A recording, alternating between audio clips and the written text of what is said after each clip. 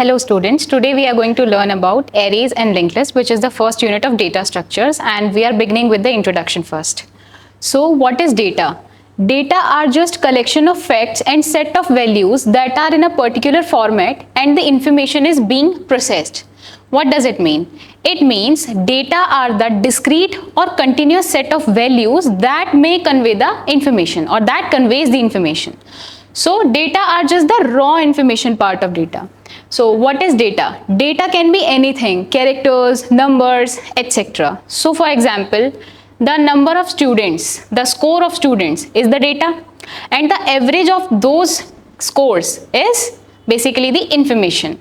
So what are data structures? Data structures is a particular way to organizing a large amount of data more efficiently in a computer so that any operation on that data becomes easy.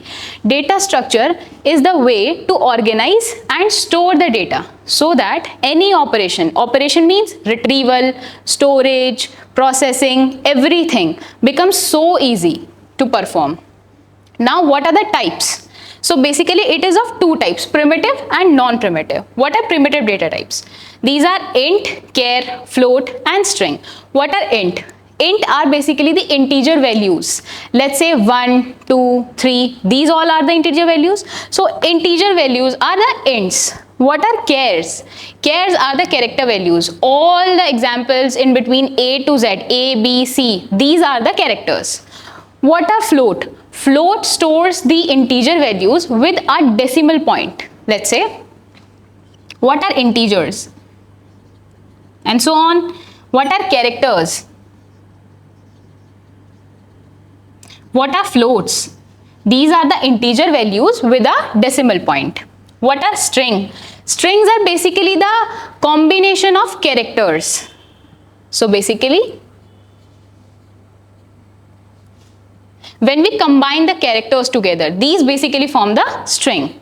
So non-primitive data types. These are the built-in data types, and these built-in data types helps to construct the non-primitives. So what are non-primitives? Non-primitives can be classified into linear and non-linear. So what are linear data structures? Linear data structures are array, linked list, stack and queue, which stores the data in a linear format. So array stores homogeneous data, linked list store homogeneous data. What does homogeneous means? Homogeneous means one type of data only. Let's suppose array is storing integer values, so it can only store integer values in that format. Like it cannot store characters and strings and integers together. It can form only the homogeneous data. So these are the linear data structures and stores homogeneous data structures. Homogeneous data. And what are non-linear data structures? Tree and graph are non-linear data structures. So basically they store the data in non-linear format. For example, the example of tree is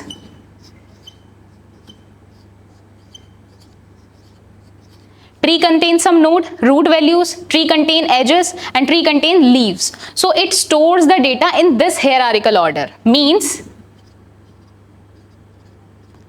like this, and this graph contains data in this format only. This can be directed as well. Directed means it gives directions. So till now we have talked about data, data structures and types. Now we will see algorithm. An algorithm is a finite set of instructions or logic written in order to accomplish a certain predefined task. What does it mean? It means an algorithm is a set of instructions to perform a specific task. It is independent of programming language.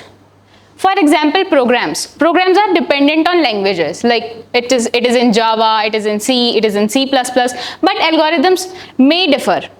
Okay, so they definitely not dependent on programming language, they are independent on the programming language. What is the efficiency of an algorithm? The efficiency of an algorithm defines as the number of computational resources used by an algorithm and time taken by an algorithm to produce the desired result. What does it mean? The efficiency of an algorithm depends on two factors basically. What are they? These are space and time complexities.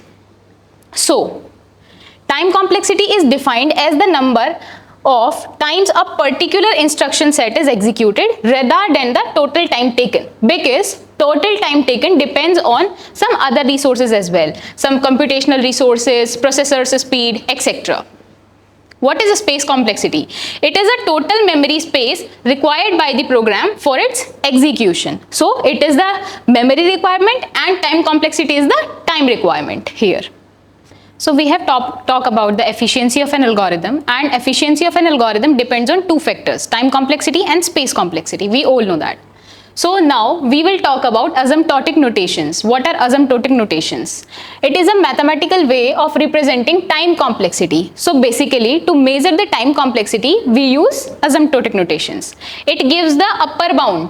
When we talk about big O notation, it gives the upper bound of running time of an algorithm. What does it mean? And it gives the lower bound of an algorithm's running time. So what does it mean? Let's take an example of a book. Suppose हमारे पास कोई book है और हमें उसमें कोई चीज़ search करनी है, तो अगर हमें कोई चीज़ सर्च करनी है तो ऐसा हो सकता है कि वो हमें पहले पेज पे मिल जाए या फिर लास्ट पेज पे मिले, और ऐसा भी हो सकता है कि वो ना पहले पे मिले ना लास्ट पे मिले, वो इन बिटवीन मिले चीज़।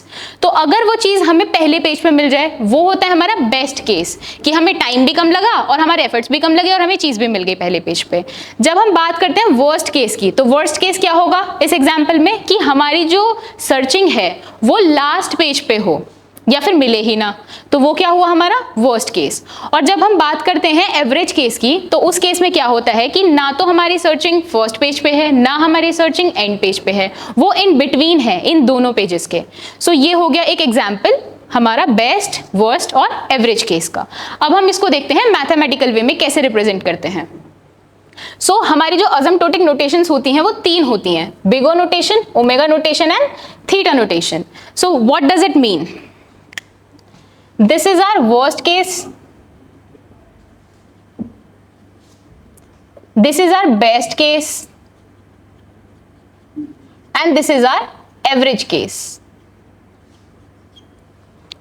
So let's talk about big O notation. What does it big O notation mean? So big O notation is the worst case complexity, worst case complexity, time complexity. So आपके पास कोई function होगा fn, आपके पास एक big O function होगा c.gn, जिसमें c क्या है? Constant है। इसमें आपको t दिया होगा, जिन फैक्टर्स पे आप कैलकुलेट करोगे वो क्या है? टाइम। और आपका n क्या है? इनपुट्स। बेसिकली आप क्या करते हो असिम्प्टोटिक नोटेशंस में? आप इनपुट्स में वैल्यूज डाल के देखते हो और एल्गोरिदम्स को कंपेयर करते हो कि एल्गोरिदम कितना ज्यादा एफिशिएंट है। सो बेसिकली हम एफिशिएंसी कैलकुलेट कर रहे हैं एल्गोरिदम्स की। सो क्या होता है, आपका कोई फंक्शन है fn, आपको उसको रिप्रेजेंट करना है बिग O नोटेशन के कंपैरिजन में। तो आप क्या करते हैं, fn को लेस देन इक्वल टू करेंगे c.gn के। अब आपने यहाँ पे एक एग्जाम्पल लिया 2n square plus n function के लिए, कि कॉम्प्लेक्सिटी कितनी है? 2n square plus n। आपने उसको रखा, अब आपको इसको x के इक्वल बनाना है। अब आप देख रहे हैं यहाँ पे लिखा है upper bound. What does it mean? कि ये वाला फंक्शन इसका अपर बाउंड ही लेगा बिग O नोटेशन, ठीक है, मैक्सिमम टाइम। सो इसका अपर बाउंड कितना होगा? 2 का अपर बाउंड कितना होगा? पहली बात तो ये देख लेते हैं, 2 का अपर बाउंड होगा, डिपेंड करेगा इस पे कि हमें इसको होल्ड करके रखना है। तो ये होल्ड कब होगा? जब ये वाला छोटा होगा और ये वाला बड़ा होगा। तो इसमें हम अपर बाउंड देखेंगे। अब देखते हैं n स्क्वायर और n में अपर बाउंड क्या होगा? ऑब्वियसली n स्क्वायर होगा, तो अपर बाउंड क्या लिया हमने? n square. उसके बाद हमें ये कंडीशन भी होल्ड करके रखनी है, तो हम कांस्टेंट की वैल्यू क्या लें कि ये कंडीशन हमारी होल्ड हो जाए? तो हम 2 लेंगे, तो डेफिनेटली ये छोटा हो जाएगा क्योंकि इसके प्लस में भी n है। तो हम क्या करते हैं, कांस्टेंट को एक बड़ा ले लेते हैं। आप इसमें लीस्ट अपर बाउंड लेंगे, ठीक है, क्योंकि 2 से बड़ा तो 4 भी हो सकता है, 5 भी हो सकता है, 6 भी हो सकता है, बट लीस्ट अपर बाउंड लेंगे दोनों ही केसेस में, इस केस में भी और कांस्टेंट के केस में भी। नाउ 2n आपका इधर जाएगा तो क्या रह जाएगा? n less than equal to n square. उसके बाद n से दोनों चीजें डिवाइड होंगी, क्या बचेगा? 1। सो n की वैल्यू क्या होनी चाहिए? 1 से ग्रेटर देन होनी चाहिए या 1 के इक्वल होनी चाहिए। अब हम बात करते हैं बिग ओमेगा की। बिग ओमेगा नोटेशन क्या है?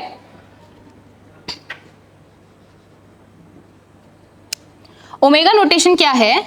जो हमें बताती है बेस्ट केस कॉम्प्लेक्सिटी। तो बेस्ट केस कॉम्प्लेक्सिटी क्या होती है कि जो हमारी सर्चिंग है वो हमें अर्ली स्टेज पे ही मिल गई, हमें ज़्यादा ट्रेवर्स करने की ज़रूरत नहीं पड़ी, हमें ज़्यादा सर्च ऑपरेशन चलाने की ज़रूरत नहीं पड़ी, वो हमारी बेस्ट केस कॉम्प्लेक्सिटी होती है। जैसे हमने बुक का एग्जाम्पल लिया था कि अगर हमें बुक के फ्रंट पेज पे ही अपनी चीज़ मिल गई तो वो क्या हो गई, बेस्ट केस हो गया। तो इसमें देख लेते हैं, इसमें क्या होगा, ये कह रहा है लोअर बाउंड, मतलब ये इसमें हमने जैसे अपर बाउंड लिया था तो ये एक लोअर बाउंड पे काम करेगा। अभी देखते हैं कैसे।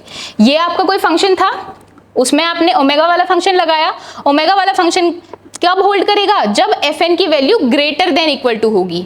उसके बाद आपने एक कांस्टेंट लिया। अब आप देखते हैं यहां आपने 2n² एग्जाम्पल लिया, आप कुछ भी ले सकते हैं अपनी मर्जी से example, 3n² plus n 3n³ plus n² plus n, कुछ भी ले सकते हैं, क्वाड्रेटिक, लीनियर, कुछ भी ले सकते हैं।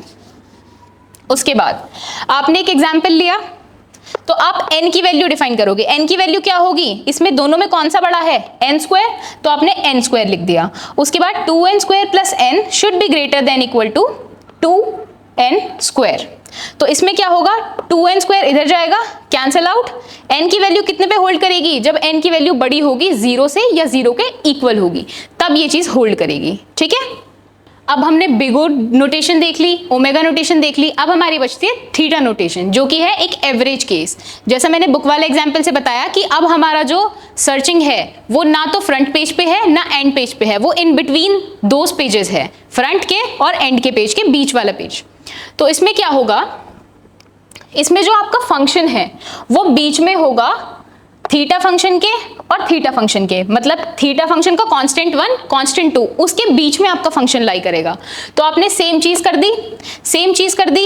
अब आप इसमें देखिए, ये आपने एक एग्जांपल लिया फंक्शन, उसके बाद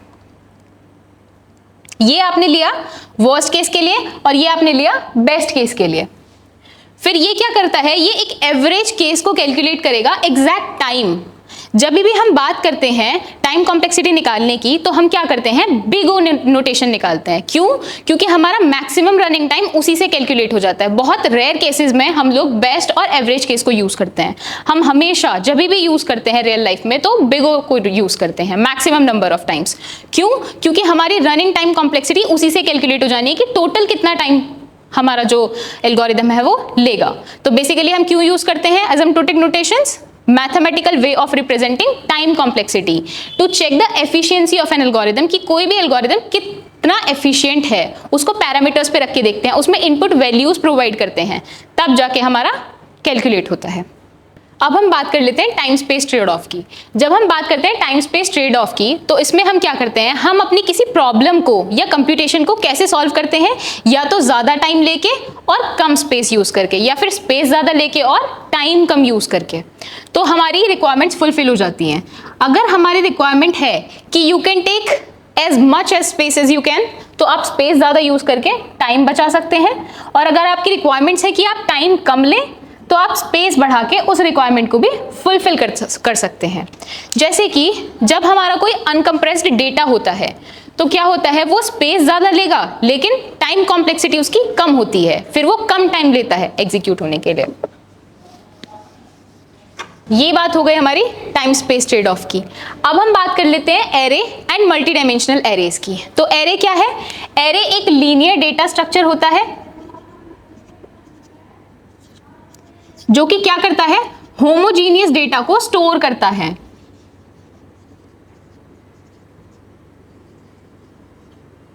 होमोजीनियस डेटा कैसा होता है, होमोजीनियस डेटा का मतलब होता है एक ही टाइप का डेटा। फॉर एग्जाम्पल हमारे पास कोई एरे है,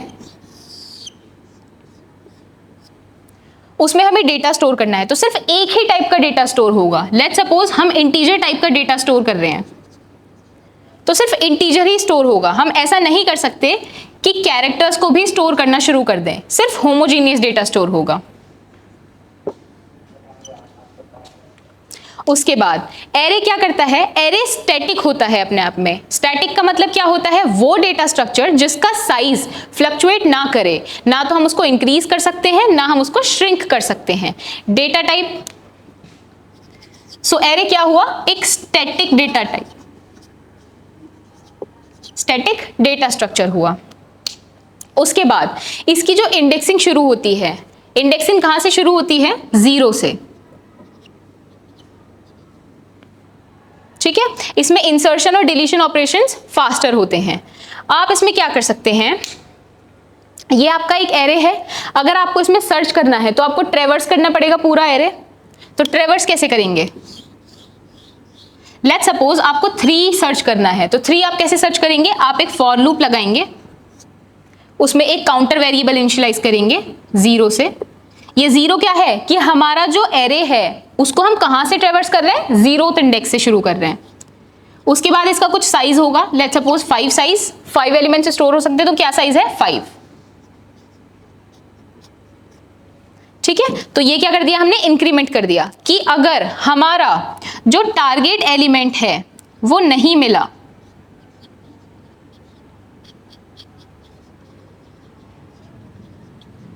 तो हम क्या कर देंगे, लेट्स सपोज हमें सर्च करना है 3 और हमने काउंटर वेरिएबल को इनिशियलाइज कर दिया 0 से, साइज कितना है 5, इंक्रीमेंट करते जाएंगे। अगर हमारा array of i is equals to target है, क्या हमारा एरे ऑफ i जो कि i की वैल्यू क्या है 0, क्या वो 3 के इक्वल है, नहीं, तो हम क्या करेंगे, प्लस प्लस कर जाएंगे, मतलब इंक्रीमेंट कर जाएंगे नेक्स्ट इंडेक्स पे। उसके बाद i की वैल्यू क्या हो जाएगी 2, तो i की वैल्यू 2, array of i is equals to target, क्या 9 हमारा 3 के इक्वल है, नहीं, तो क्या होगा, इंक्रीमेंट कर जाएंगे। इंक्रीमेंट होने पे i की वैल्यू क्या हो जाएगी 2, क्या अब 2 हमारे टारगेट के इक्वल है, नहीं, अगेन इंक्रीमेंट। उसके बाद 3, क्या एरे ऑफ 3 हमारा टारगेट के इक्वल है, यस, तो 3 इज इक्वल्स टू 3 आ गया। अब हम क्या कर रहे हैं, रिटर्न कर रहे हैं i+1। i+1 क्या रिटर्न कर रहे हैं कि हमारा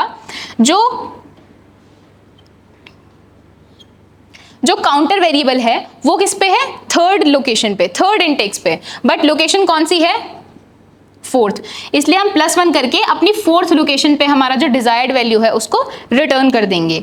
ऐसे ही इसमें सिर्फ एक डायमेंशन है, ये हमारी रोज हो गई, ये हमारे कॉलम्स हो गए, इसमें एक रो है और 5 कॉलम्स हैं।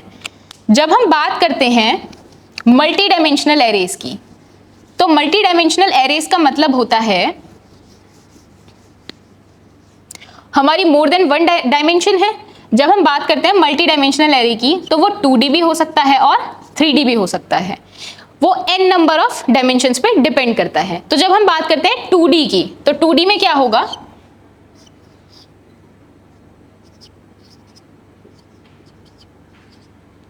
ये हमारी एक मैट्रिसेस बन गई। जब भी हम बात करेंगे 2D एरेज की, तो हम मैट्रिसेस की बात कर रहे हैं, ये चीज हमें ध्यान रखनी है। तो इसमें कितनी रोज हैं, इसका साइज होता है m इंटू n। अब इसमें m क्या है, नंबर ऑफ रोज, n क्या है, नंबर ऑफ कॉलम्स।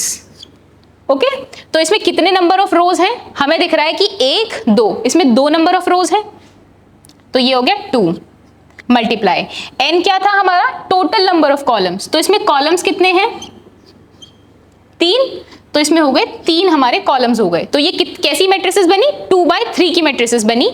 जब भी हमें दिखेगा कि m इंटू n 2/3 दे रखा है, उसका क्या मतलब है कि 2 नंबर ऑफ रोज हैं एंड 3 नंबर ऑफ कॉलम्स। तो n क्या है, number of rose, and n क्या है, नंबर ऑफ कॉलम्स। जब हम बात करते हैं 3D एरेज की, जब हम बात करेंगे 3D एरेज की, तो 3D एरेज का क्या मतलब होता है, combination of 2D arrays, upgraded version of 2D arrays.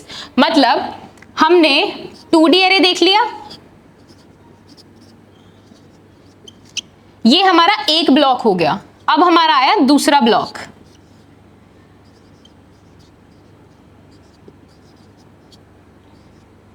जब हमारे नंबर ऑफ ब्लॉक्स आ जाएं किसी भी उसमें, तो क्या हो जाएगा, वो मल्टी डायमेंशनल एरे हो जाएगा। मतलब जब आप लिखते हैं 1D एरे के लिए, तो आप डिक्लेरेशन कैसे करते हैं, डेटा टाइप, एरे का नेम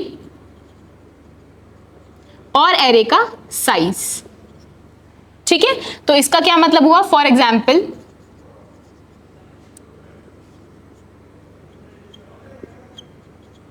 तो ये हमारा इंटीजर टाइप का एरे है जिसका साइज है 5, ये हमारा हो गया 1D एरे के लिए। सिमिलरली आप 2D एरेज के लिए करेंगे, 2D एरेज के लिए क्या करेंगे, डेटा टाइप, एरे का नेम और यहां क्या देंगे, number of rose, number of columns. ठीक है, तो इसमें क्या देंगे, इसका एग्जाम्पल ले लेते हैं।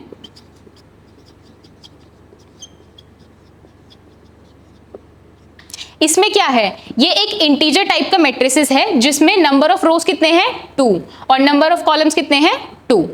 ठीक है, अब हम बात कर लेते हैं 3D एरेज की डिक्लेरेशन की। तो 3D एरेज में क्या होगा, सेम चीज करेंगे, डेटा टाइप आएगा, उसके बाद एरे का नेम आएगा, उसके बाद आपका ब्लॉक साइज आएगा, इसको ले लेते हैं x, उसके बाद नंबर ऑफ रोज आएंगे एंड उसके बाद नंबर ऑफ कॉलम्स आएंगे। इसमें x क्या है, x है नंबर ऑफ ब्लॉक्स जो हम शीट्स यूज करते हैं, ये आपस में लिंक्ड रहती हैं। जब हम बात कर लेते हैं किसी भी 3D फिगर की, इसको आप एक क्यूबॉइड मान के चलिए जो बीच में से सेपरेटेड रहता है, जो बीच में से डिवाइडेड रहता है, तो उसमें बाउंड्रीज होती हैं। अब देखिए 1D एरे में आप जितना डेटा स्टोर कर सकते हैं, सिंगल डायमेंशन है तो डेटा कितना कम यूज होगा, डेटा बहुत कम स्टोर कर पाएंगे। 2D एरे में और ज्यादा डेटा स्टोर कर पाएंगे और 3D एरे में मैक्सिमम स्टोर कर पाएंगे। जैसे जैसे डायमेंशंस बढ़ेंगे वैसे वैसे आपका डेटा स्टोरेज भी बढ़ेगा। ठीक है, तो ये आपका हो गया इसमें ब्लॉक साइज, ये हो गया आपका टोटल नंबर ऑफ रोज और ये हो गया आपका टोटल नंबर ऑफ कॉलम्स। अब हम जो एरे और मल्टी डायमेंशनल एरे के एलिमेंट्स को जब हम बात करते हैं मेमोरी में स्टोर करने की, तब कैसे करते हैं, तब हम यूज कर लेते हैं row major and column major orders.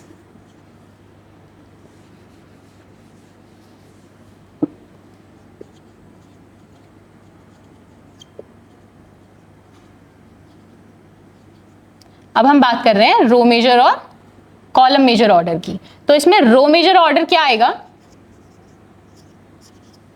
आपके पास कोई मैट्रिसेस है,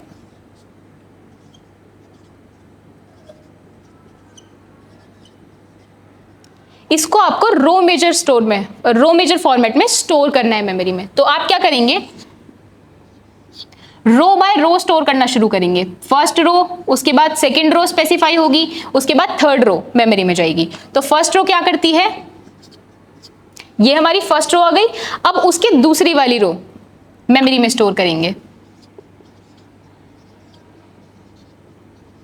एंड सो ऑन। उसके बाद जब हम बात करते हैं कॉलम मेजर ऑर्डर की, कॉलम मेजर ऑर्डर में क्या होगा, जो आपका डेटा है वो कॉलम्स बाय कॉलम्स जाएगा। मतलब पहले फर्स्ट कॉलम, उसके बाद सेकंड कॉलम को अलॉट होगी मेमोरी, उसके बाद थर्ड कॉलम को अलॉट होगी मेमोरी। तो क्या होगा, A D G B E H C F and I। तो ये हो गया हमारा रो मेजर ऑर्डर एंड ये हो गया हमारा कॉलम मेजर ऑर्डर। अब हमने ये देखा है 3x3 मैट्रिसेस के लिए। जब हम बात करते हैं 1D एरेज के लिए,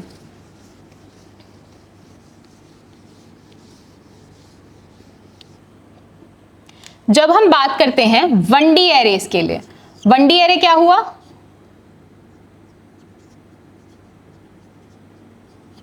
ये हमारा 1D एरे है। अब हमें इसे रो मेजर फॉर्म में स्टोर करना है। किसमें, रो मेजर फॉर्म में।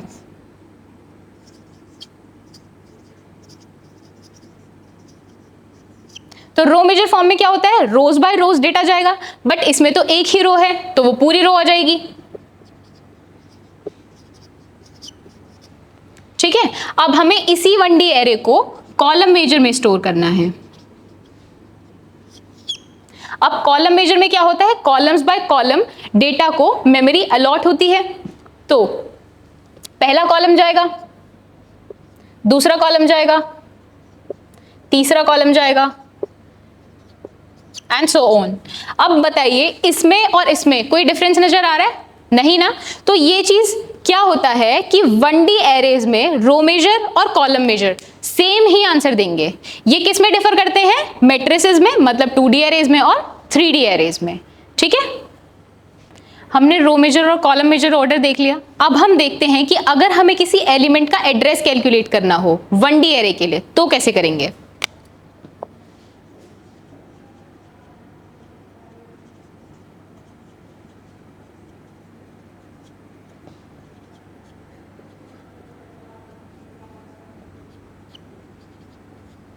हमारे पास सिंपल सा ये एक फॉर्मूला है जिसमें b क्या है, हमारे एरे का बेस एड्रेस, w क्या है, हर एक एलिमेंट का, ईच एलिमेंट का स्टोरेज साइज। जैसे फॉर एग्जाम्पल कोई हमारे पास एलिमेंट है और वो 4 बाइट का साइज ले रहा है, तो w कितना हो जाएगा हमारा 4। उसके बाद i देख लेते हैं, i क्या है, जो एलिमेंट का सबसेट जिसकी हमें एड्रेस फाइंड करनी है, ठीक है, तो ये हमारा सबसेट हो गया। और lb क्या है हमारा,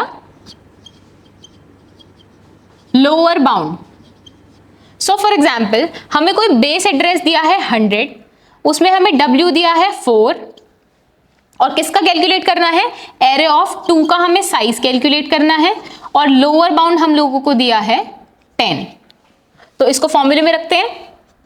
बेस एड्रेस कितना दिया है 100, w कितना दिया है 4,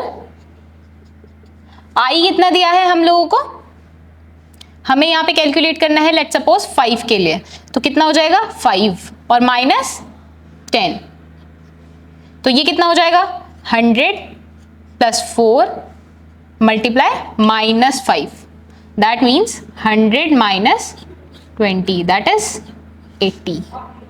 तो ये हमारा क्या आ गया, एलिमेंट का एड्रेस आ गया। कौन से एलिमेंट का, एरे ऑफ 5।